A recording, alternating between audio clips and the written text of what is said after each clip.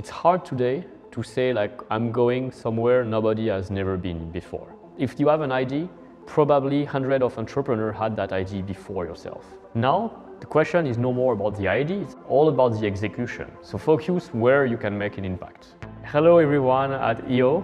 My name is Sebastian. I'm the CEO and co-founder at the Sandbox, which is a gaming metaverse where players and creators can truly own their creation and monetize them thanks to the use of blockchain technology and NFTs. We've been building Sandbox for over 4 years now. We raised $93 million in a Series B round led by SoftBank Vision Fund 2, brought in more than 200 partners, IPs, brands, including Adidas, The Walking Dead, Snoop Dogg, and more recently, SM Entertainment. Korea is actually our second largest market. We have a team here of 15 people, very encouraging as we're all advancing in this journey and building the open metaverse.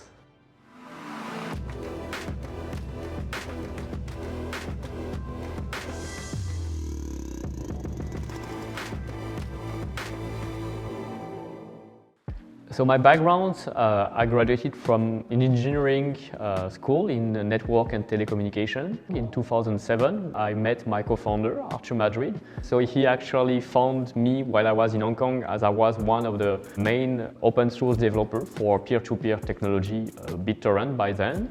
We share same passion for new technology. Spent the last 10 years creating free-to-play mobile games with this idea to empower players, turn them into creators.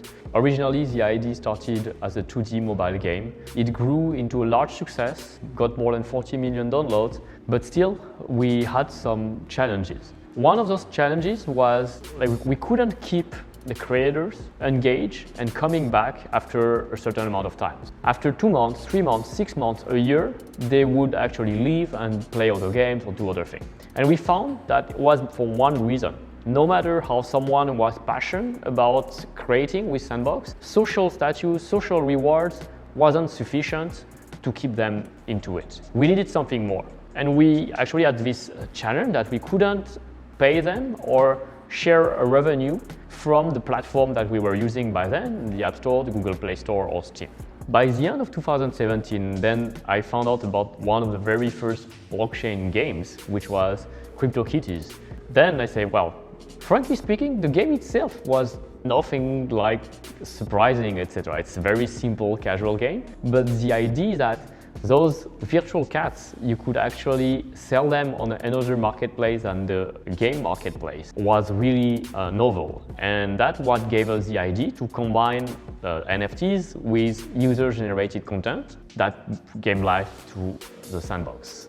We've been living in a digital world, spend more and more time working, socializing, playing, discovering. But truth is, most of the content we publish doesn't belong to us.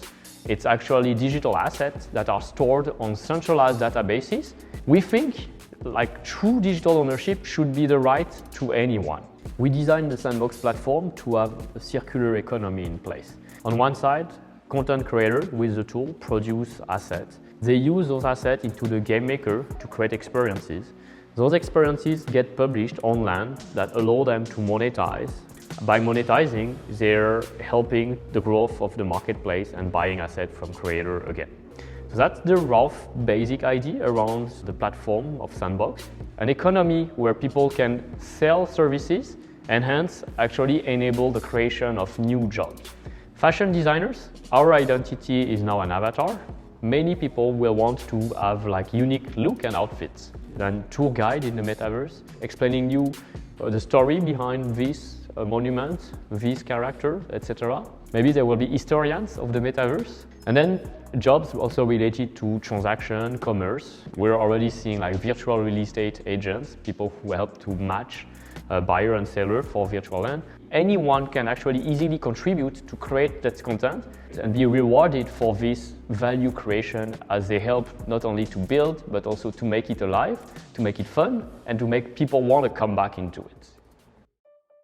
In 2018, when we started to build Sandbox and we showed one of the first MVP, the reaction were not that enthusiastic. Most common reaction around people is like, it looks like Minecraft, why would someone need it? Definitely was not a good day, right? But In a way, it makes you more resilient. Few advice, think through who is your core audience. It cannot be anybody, that's for sure, so you have to do a better job at defining your first users and try to define only one feature, one problem you want to solve for them, but solve really well. Case of Sandbox, we found that you always have to care about the creators first. If you focus on the creator, incentivize, drive their creativity, then will come the players. But if you only focus on getting the players without creators, you're going to struggle.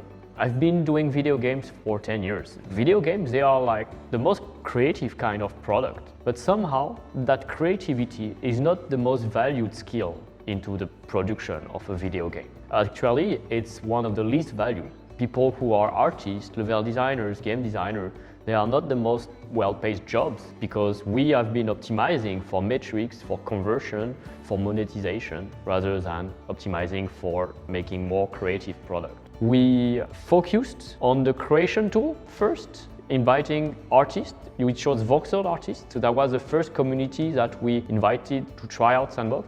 Very early on, we had a team here in Korea, we had a team in Japan, we had a team in Hong Kong, who helped to translate the documentation. We organized meetup, we organized boot camps to be as close as possible to the communities and the creators. And after, they progressively understood it and they were the first core adopters of the product. So I think ultimately it all comes down to community. Your very first 100 users, you had to know them, you had to talk to them on a regular basis. And that's been very different already from my previous experience. NFTs have been really picking up since the beginning of last year. Was it October 2021? Facebook, the largest company in the world that touched 3 billion people, decided to rename itself into Meta and bring to the world we're creating the metaverse. It has a large effect, a large impact, triggering the curiosity of everyone. What is it? That's the main question everyone asked. And unfortunately, Facebook didn't do a great job at showing what it is they are going to do. So that left a gap. A lot of entrepreneurs decided to fill in that gap, start designing more products. But Sandbox, we didn't start then. We actually announced our Series B, led by SoftBank Vision right after Facebook rebranding itself. So quite naturally, the media saw the news of our fundraise and say, wow, there's a company that attracts one of the largest tech VC funds in the world that backed companies like Uber or WeWork. Before, some investors passed on our previous rounds because they thought it was still too early for them or we didn't yet prove our capacity to execute the plan. Their jobs is actually to say no to a lot of projects. So don't take it personally if they are passing on you. I've pitched hundreds of times about Sandbox. Well, it took us 4 years to get to the Series B. Maybe I was missing something, but that's something I learned, I listened, and I delivered. One of the lessons I learned is there's no point in spending energy in things that you cannot control anyway. You have no control over what your competitor will launch as a feature. You have no control over the market conditions, even more specifically in the blockchain and cryptocurrency. One day the market could be bad, maybe it could be for several months or weeks. That should not change radically your approach. So it goes also back to the idea of who are we really building that product for and what are we trying to solve? And those are not necessarily answers that comes in a straight way. It comes very often by surveying users, being close to them, asking the question, and not just imagining their problem. I've been an entrepreneur now for almost 15 years. You never know what is success. At some point, success was selling my company previously for 7 figures. It makes me happy. That was the first success. And it was far from those billion-dollar exits. So there's always someone else to look up. Because it's not my first startup, I understand what makes a decision difficult or not. And also understand again that our success will only come from the success of the people who are creating, building, playing, spending time, buying land. Being an entrepreneur is also being responsible toward your employees and toward now even your community and the people who are going to participate into this adventure. Bringing those creators into the ecosystem. Some of them, they told me I'm quitting my job. I have a family to feed, etc. But you know, what you're building, it makes sense. I wouldn't say it becomes my burden, but it becomes more my motivation now, like to why I have to deliver even more. I don't do it for me, I do it for all the people who decided they would trust us on this world. Just that perspective. I don't think we invented anything. We have so much to prove. It's still so early in terms of like building those products, delivering those experiences, showing the potential of the metaverse. I'm just busy.